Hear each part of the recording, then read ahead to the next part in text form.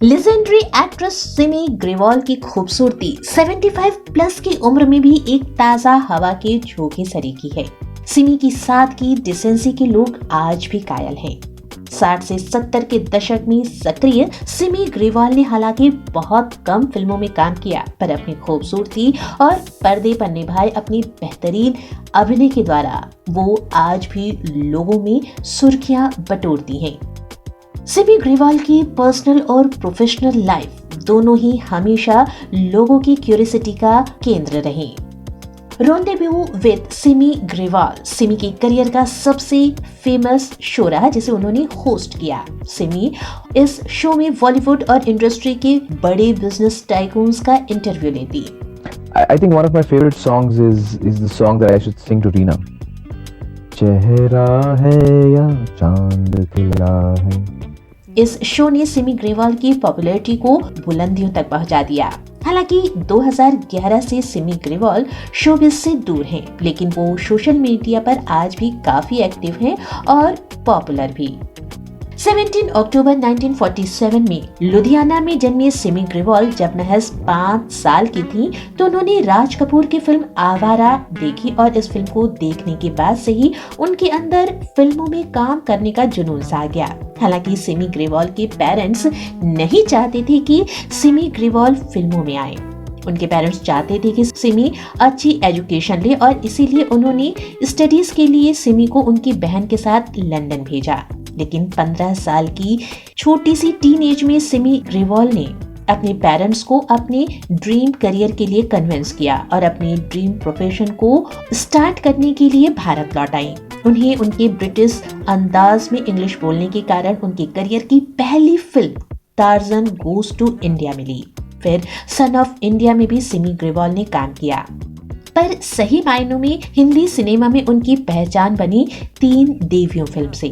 3 देवियां, 2 बंधन, साथी, मेरा नाम जोकर, सिद्धार्थ, कर्ज सिमी ग्रेवाल की करियर की बेहतरीन फिल्में रहीं।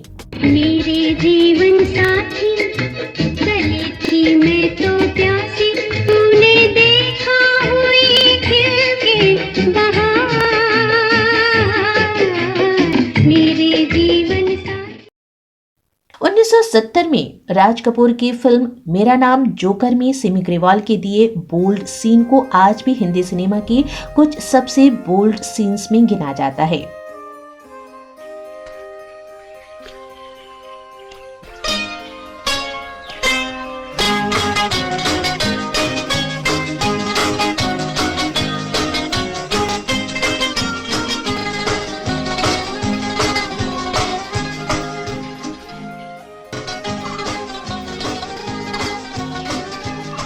इस फिल्म के निर्माण के समय ही सिमी ग्रेवाल का नाम राज कपूर के साथ जोड़ा गया। हालांकि राज कपूर का नाम उन दिनों उनके साथ काम करने वाली हर अभिनेत्री के साथ जोड़ा जाता था, लेकिन राज कपूर और सिमी ग्रेवाल ने कभी भी मीडिया में आ रही इन खबरों को ना तो खंडन किया और ना ही इन्हें स्वीकार किया।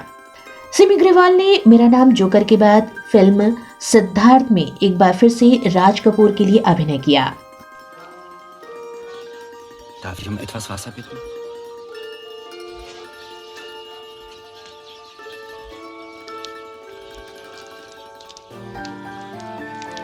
Vor 3 Jahren war ich Siddhartha, der Brahmanensohn, der seine Heimat verließ, um ein Samanas zu werden. Das aber war gestern.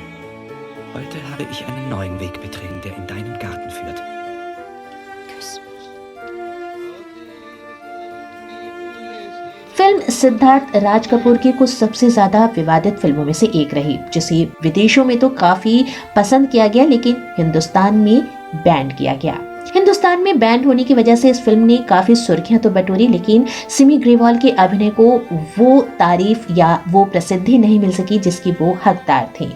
अपनी दमदार एक्टिंग स्किल और बोल्ड अभिनय से सुर्खियां बटोरने वाली सिमी ग्रेवाल की जिंदगी में कई पुरुष आए, पर कई रिलेशनशिप और एक शादी के बाद भी सिमी ग्रेवाल अपनी लाइफ में अकेली रह गई। महज 17 साल की उम्र में सिमी ग्रेवाल को जामनगर के महाराजा से प्यार हो गया, जो उनकी पड़ोसी थी। 3 साल तक चला ये रिलेशनशिप काफी पैशनेट अफेयर था। महाराजा सिमी को लेकर काफी पजेसिव थे और महाराजा की यही पजेसिवनेस इस रिश्ते के खत्म होने का कारण बनी। इसके बाद सिमी ग्रेवाल का नाम हिंदुस्तान के बड़े बिजनेस टाइकून रतन टाटा के साथ भी जुड़ा। सिमी ने खुद रतन टाटा से अपने इस रिश्ते को स्वीकार किया और कई बार सार्वजनिक मंच पर रतन टाटा की दिल खोलकर तारीफ की। सिमी रतन टाटा को एक परफेक्ट जेंटलमैन मानती हैं और उनके ह्यूमर की काफी प्रशंसा करती हैं।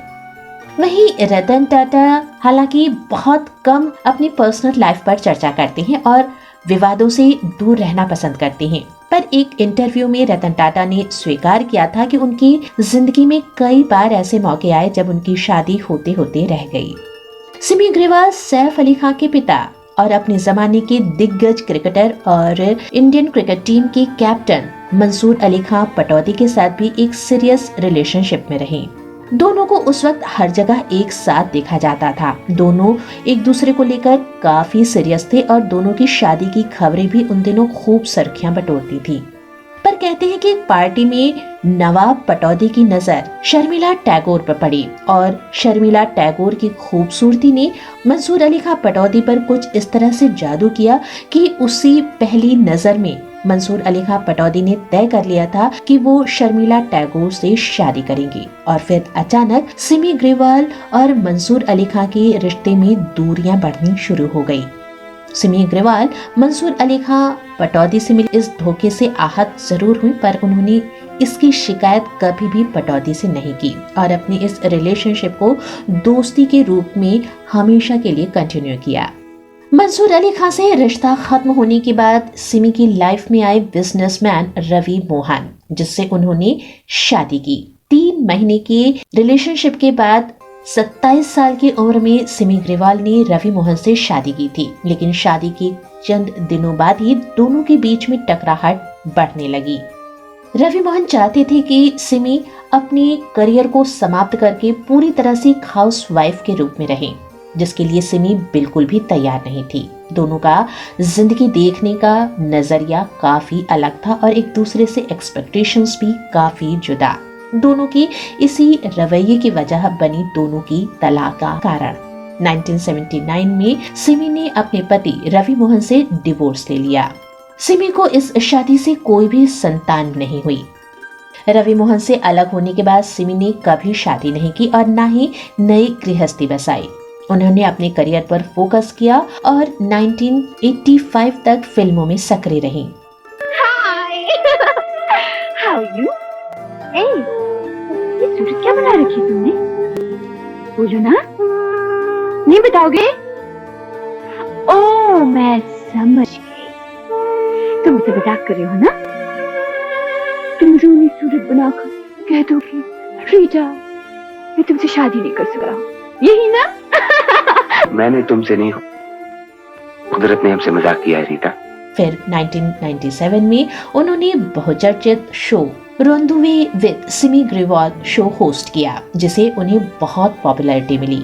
75 साल से ज्यादा की हो चुकी सिमी ग्रेवाल एक सशक्त अभिनेत्री होने के साथ साथ एक सशक्त महिला भी हैं, जिन्होंने अपने जीवन के उतार चढ़ाव को बहुत खूबसूरती से हैंडल किया और कभी भी अपने निजी या अपने प्रोफेशनल लाइफ पर हावी नहीं होने दिया।